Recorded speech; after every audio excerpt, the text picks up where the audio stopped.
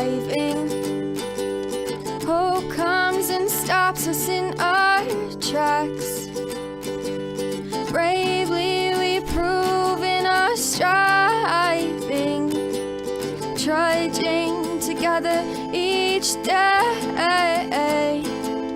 Where there's a will, there's a way.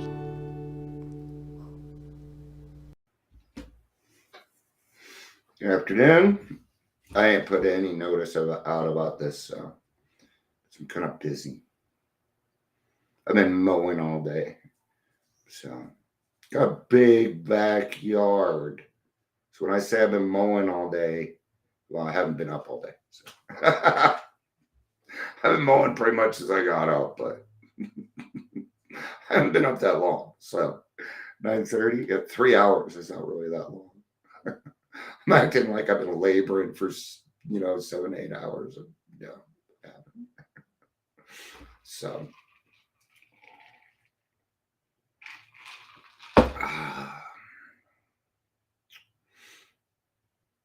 I am giving it a little bit to see if people show up. So I don't really anticipate many, or if any.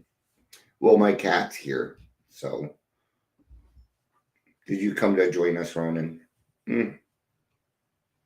Hi, I'm Ronan. I love my daddy.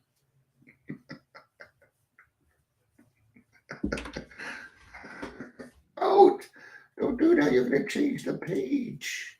Don't do that. You see that on the screen? Stop it. All right, we're getting people to join. No, Joe, you know you're not allowed up there. You know that. I'm just sitting here having fun till people get here. So it looks like people are starting to show up. I'm going to wait about 30 more seconds. The 3-minute mark seems to work well for me. So, especially since I didn't put any, I didn't put anything out. I usually let people know, but this time I did not. Right? All right. Let's get started. No, people left. I can't count on that anyway. Let's just go ahead and get started, whether there's people here or not. All right. Welcome to Daily Trudge. My name is Dion. I'm going to be hosting. Yeah, I'm going to be hosting this Daily Trudge. If you're here, please say hello. Yeah. I like it when people say hello to me. I do. All right. Let's get started. Don't imagine this is going to be too long. Yesterday. Okay, I'm going to go back a little bit. So I had been a part of this group for a while. And it was my home group. Okay. Things started to happen in this group, and I didn't feel like the group was growing as a group. And did you see it? Did you see it? It just went by. Just went by. If you didn't see it, then you didn't see it. There's another orb. They keep happening. I don't know if you believe in paranormal or not, but I'm not going to talk about that because that's not what this is about. Maybe I should do one on the paranormal, though.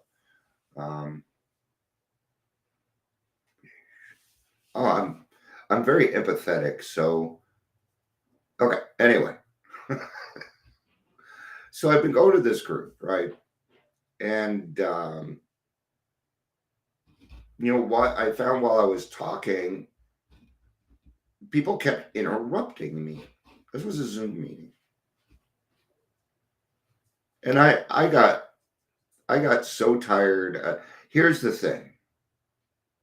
I do not tolerate passive-aggressive behavior. I'll just leave. And that's what was going on in that meeting. It was passive-aggressive behavior. Okay? And I did not feel comfortable, and I still do not. And I've gone back a couple of times, because, Yeah, they other people feel like you need to get over your own stuff. Well, you didn't realize what had happened. During this time, I had also brought something up at the group conscious that I said we had all agreed that um, outside literature was for Saturdays only, and now we're reading it all the time. Right? I voted for Saturday only. I didn't vote for the rest of it, and they kind of got busy with me. So what? But one day I was in the meeting, and I got interrupted again with somebody saying, and see, outside literature is just fine, Dion. And I left.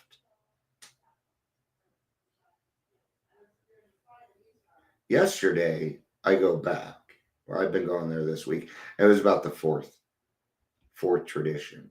But somebody starts bringing up outside literature. Well, I'm just going to tell you what they did. They tried to confront me through a tradition by being passive aggressive.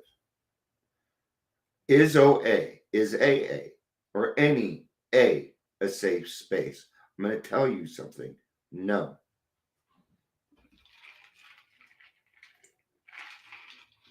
No.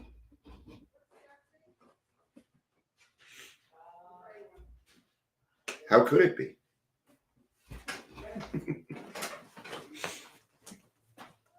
How could it be?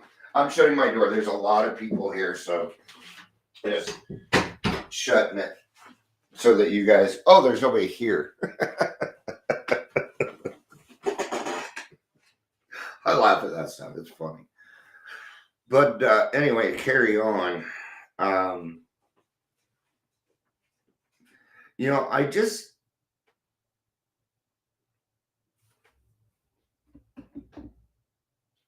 I hear too much stuff in meetings anymore.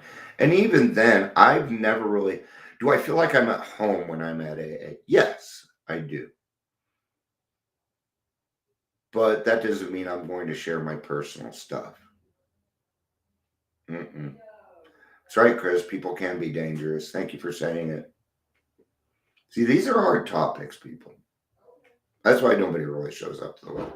But I will continue to talk about hard topics. So they're really not that hard, right? For me. And that's something that we need to remember also. That maybe just because something is easy for you doesn't mean it's easy for somebody else. I'm going to give you an example because I always have one.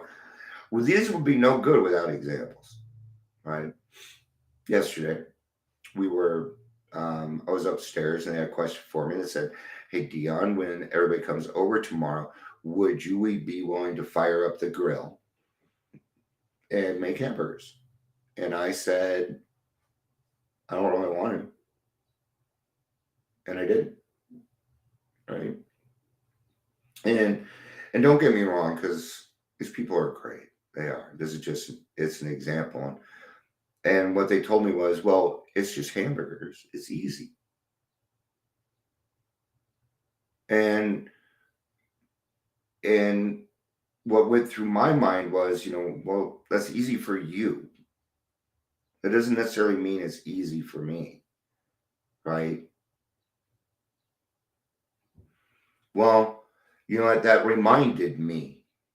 That reminded me that not everybody is, like for me, I come on here and I do this. I've done it a while. I still get nervous, sure. But this is easy for me around, yeah. And around very safe people too, yeah. So, you can now I'm gonna go the other side. I'm gonna go the other side. There are some AA meetings that are very safe. I think this is more probably opinion than anything else because you are different than me. So when I say I feel safe at this meeting and you should go too, doesn't necessarily mean that that person is going to feel safe also. So don't get upset if they don't want to keep going. Your branded juice may not be like others, and that's okay too. Okay. AA is about the newcomer. We have meetings for the newcomers. Okay. If you're going to a meeting for any other reason, don't bother. Don't bother. Right? Stop passing notes around. Get off your darn phones for a little bit. Other people are talking. Pay attention. Pay attention. Now, of course, I'm on Zoom and I have room to talk. I always do dishes, chores, but I'm interacting. I co-host. I do a lot of stuff, and I'm interacting. Oh, I'm listening. I'm listening. So, how can you make it safe? Well, you can start your own meeting. Yeah, you can start your own meeting. You can be autonomous. Okay, you have the right to open. You have a right to start that meeting and fail. You know that? Yeah. Yeah, dangerous people tend, well, I don't know, Chris. I don't know. I could name off some very, very dangerous people in AA right now. Yeah. And it's unfortunate. They're the people that like to reinvent the wheel. They don't ask you for your insurance. If you're in any of this, people ask you for money, tell them to piss off, man. You don't need to pay anything to do this. And if somebody is charging you to do it, please reach out to me. If I can't sponsor you, I will find someone who will. Okay. And I have to remember too, Chris, because Chris is saying there are liars and thieves everywhere. I have to remember I'm one of them.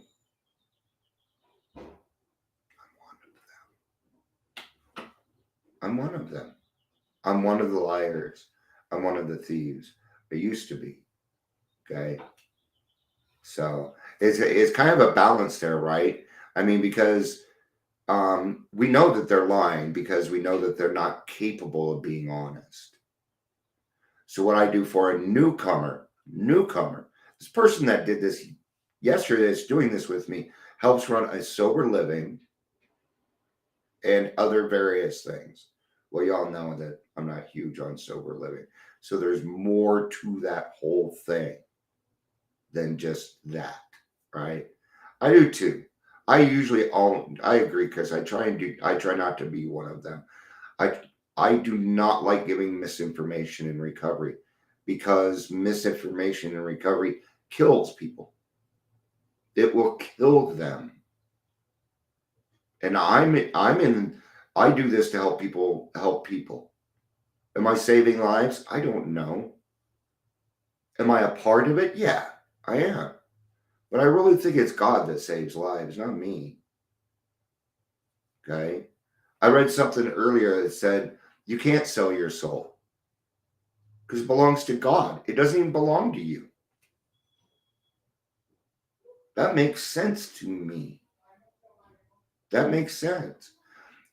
The saying that I am a spiritual being having a human experience is making more sense to me the longer I am sober, the longer that I get, the more I get closer to God.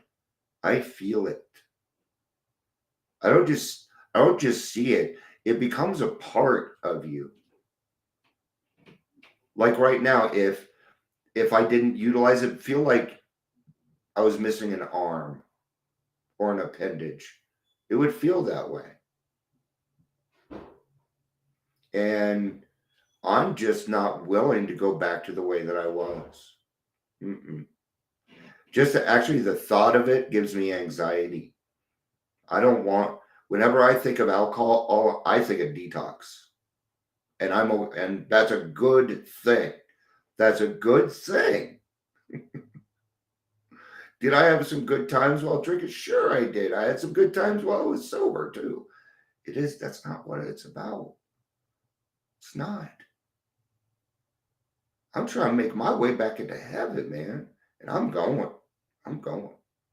There's people there that I want to see. People there that I want to see. All right. I think that's about it. So I'm going to go do some more mowing. More mowing. And then got a sponsee at 1:30. So that'll be cool. Chris, thanks for hanging out with me, man. I love you, dude. I really do. You get to a point, and Chris is going to understand that, where you start to love so much. I can't describe it. All I can say is that I love you very much. I don't know how else to put it. I think what that is gratitude. Gratitude in motion, in action. So, all right. I love you. Just like I said, peace out and have a